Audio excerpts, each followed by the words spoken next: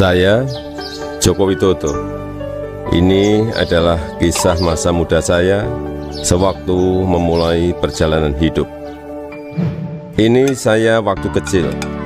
Saya berasal dari kota Solo, Jawa Tengah. Saya anak sulung dari 4 bersaudara. 3 adik saya semuanya perempuan. Saya berasal dari keluarga biasa. Kami berulang kali pindah rumah kontrakan, rumah sederhana yang mampu dibayar Bapak untuk tempat tinggal kami sekeluarga. Bapak berjuang untuk hidup kami dengan berjualan bambu dan kayu di pasar. Ibu sangat gigih membantu Bapak. Setelah selesai masak dan membereskan rumah, ia segera pergi ke lapak dagang Bapak untuk membantu mengikat bambu dan kayu. Mereka melakukan itu semua demi anak-anaknya untuk bisa sekolah. Mereka meyakinkan saya bahwa sekolah akan mampu mengubah hidup saya. Perjuangan dan usaha Bapak sangat menginspirasi saya. Usaha Bapak berjalan baik, dagangan makin laku, dan saya tahu Ibu mulai punya uang. Saya pun mulai nakal waktu itu.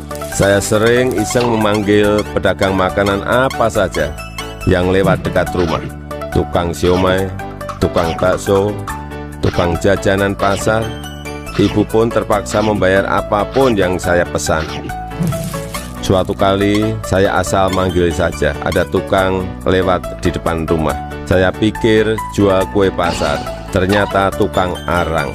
Ibu muncul sebelum saya sempat berlari. Terpaksa ibu membelinya dan langsung menyodorkan bungkusan berisi arang untuk saya makan sambil berkata, "Ayo makan, habisin ya, kamu kan yang kepingin jajan." Suatu hari kami kena gusur pemerintah daerah karena daerah rumah kami akan dibangun fasilitas kota. Kami sekeluarga terusir begitu saja tanpa ada perhatian di mana kami akan tinggal. Kejadian ini membuat kami sekeluarga sangat terpukul. Kami terpaksa menumpang di rumah paman. Keadaan yang sulit membuat kami sekeluarga gigih berjuang lebih keras. Bapak menjadi sopir angkutan umum. Setelah sekolah, saya membantu ibu berjualan di pasar meneruskan usaha Bapak. Kami sekeluarga menjalani hidup tanpa mengeluh dan saling mengalirkan energi positif. Bersama-sama kami berjuang untuk tidak lagi menumpang. Kerja keras tidak pernah sia-sia.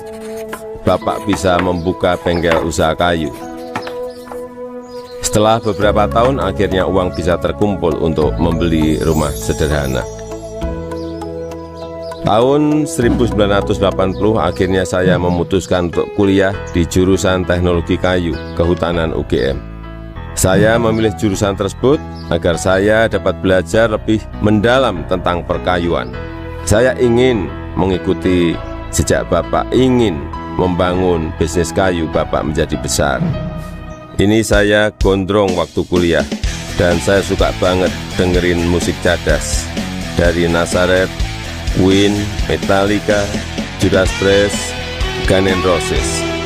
Saya juga hobi banget naik gunung, Gunung Lawu, Gunung Merapi, Gunung Merbabu, Gunung Kerinci, sudah saya daki. Menginjak masa penulisan skripsi di dekat akhir kuliah, saya sudah agak kalem. Akan menginjak dunia kerja, saya memutuskan untuk lebih serius. Saya bertemu dengan gadis bernama Iriana. Dia teman adik saya yang sering main ke rumah. Pertama curi-curi pandang, lama-lama jadi jatuh cinta. Iriana orangnya sederhana, dan itu yang saya suka.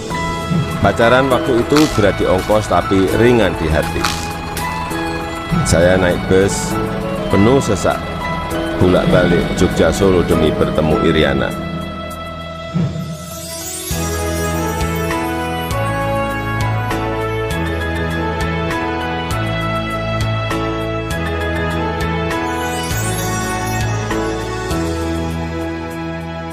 Lulus kuliah tahun 1985, saya melamar ke sebuah perusahaan kertas di Aceh. Setelah diterima, saya baru tahu akan ditempatkan di hutan rimba. Pekerjaan saya adalah mempersiapkan persemaian pinus untuk kemudian ditanam di lapangan di hutan-hutan yang gundul. Beberapa bulan setelah itu saya kembali ke Solo untuk menikahi Iriana dan menyiapkan keberangkatan kami ke Aceh. Masa awal pernikahan kami berada di dalam hutan rimba selama 2,5 tahun. Pada tahun kedua, Iriana sudah dalam kondisi hamil dan kita memutuskan untuk melahirkan anak pertama kami di Solo. Kembali ke Solo, mulai ikut paman bekerja di pabrik mebel untuk mencari pengalaman. Di sini saya belajar banyak tentang bagaimana menjadi pengusaha yang baik. Semua posisi pernah saya lakoni, di produksi, di pemasaran, semuanya pernah saya alami. Tahun 1987, anak pertama saya lahir, Gibran Rakabuming. Gibran itu singkatan dari gigih dan berani. Saya ingin putra pertama saya punya semangat hidup seperti namanya. Lahirnya Gibran juga memicu saya untuk mendirikan perusahaan pertama saya yang bergerak di bisnis mebel dengan nama CV Rakabu.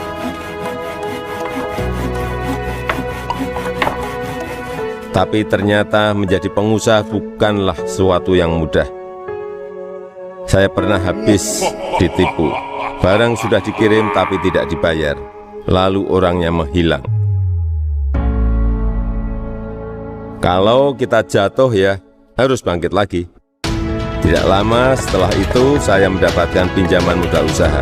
Dengan semangat untuk bangkit dan berkembang, saya bergerak cepat untuk mencari pesanan sampai luar negeri dengan cara ikut pameran-pameran mebel.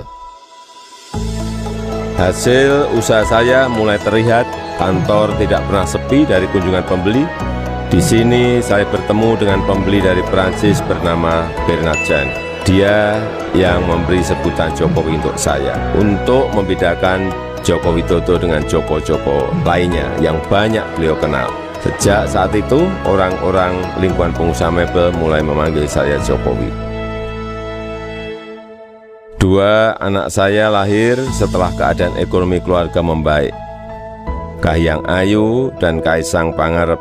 Saya ingin anak-anak saya mengenal sekolah kehidupan yang dilandasi perjuangan untuk mandiri, supaya mereka semua mampu membangun kehidupan yang kukuh.